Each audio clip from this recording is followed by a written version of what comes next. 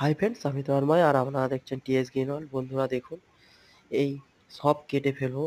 বন্ধুরা সব কেটে ফেলবো মানে গাছ, ছাদ বাগানের সব গাছ নয়, এই যে নিম গাছটা দেখছেন এই নিম গাছটা কাটবো এবং আর এক ধাপ আমরা এগিয়ে দেবো বনসাইয়ের দিকে। তাই আমরা কাটারগুলোকে স্যানিটাইজ করে নেবো।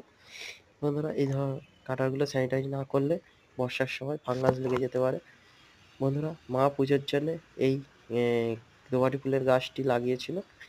এই গাছগুলো যাতে না ক্ষতি হয় আমরা তুলে নেবো, আবার কাজ হয়ে গেলে আবার ওতেই বসিয়ে দেবো। বন্ধুরা দেখুন, এটি ট্রেনিং পটেই আছে, এটা বনসাই পটে নেই। তাই আমরা এই গাছের গোড়ায় আমরা অন্য গাছ বসাচ্ছি। বন্ধুরা দেখুন, দেখুন এই গাছটি তুলে নিলাম কত সুন্দরভাবে এই পট থেকে। এবার ধুয়ে নিয়ে পরিষ্কার করে নিয়েছি, মাটিগুলো ছাড়িয়ে নিয়েছি। এবার আমাদের আসল কাজ শুরু হবে। এই যে কাটা অংশ আগে কেটেছিলাম একটুখানি, সেটা ভেতরে নোংরা ঢুকে আছে, এই নোংরাগুলো আমরা বের করে নেব। তারপর আমরা পুরো গাছটা একদম পুরো চেলা করব। কিভাবে চেলা করব, কি করব সেটা আপনাদের সামনে আজকে দেখাবো। বন্ধুরা চলুন তাহলে। তাই এটা কাটার জন্যে আমাদের দেখুন বন্ধুরা, এইভাবে কাটতে হবে, পুরোটাই কেটে দেবো। চলুন তাহলে কাটা যাক।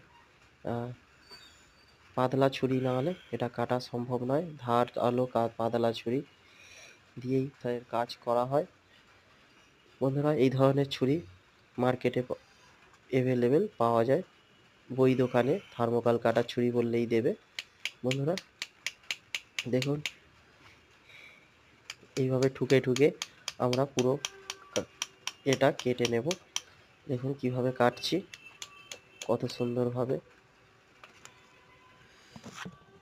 পুরো কেটে নেব। দেখুন বন্ধুরা কাটা হয়ে গেছে, দেখুন 4 টুকরো করে দিয়েছি কেটে। এবার আমরা এই যে ভাঁড়টা আছে, এই ভাঁড়ের ওপরে এরমভাবে প্রতিস্থাপন করব।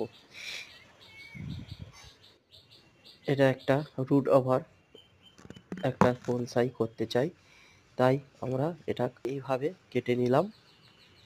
এবার ভাঁড়টা আমরা ঠিক মতো লাগিয়ে নেব, নিয়ে আবার সেই যে পটে আমাদের গাছটি লাগানো ছিল সেই পটেই আবার লাগিয়ে দেব। দেখুন বন্ধুরা এইভাবে বসিয়ে নিলাম। চলুন তাহলে দেখে নিই কীভাবে বসিয়েছি ভেতরটা। দেখুন বন্ধুরা এইভাবে ভাঁড়ের উপর বসিয়েছি। এবারে আমরা চারদিক দিয়ে মাটি দিয়ে দেবো, দিলেই আমাদের কাজটি সম্পন্ন হয়ে যাবে। বন্ধুরা আপনারাও বনসাই এইভাবে করতে পারেন। ভিডিওটি ভালো লাগলে সাবস্ক্রাইব করবেন, লাইক করবেন। ধন্যবাদ বন্ধুরা। দেখুন কিভাবে আমরা করে ফেলেছি, মাটি চাপা দিয়ে দিচ্ছি, আবার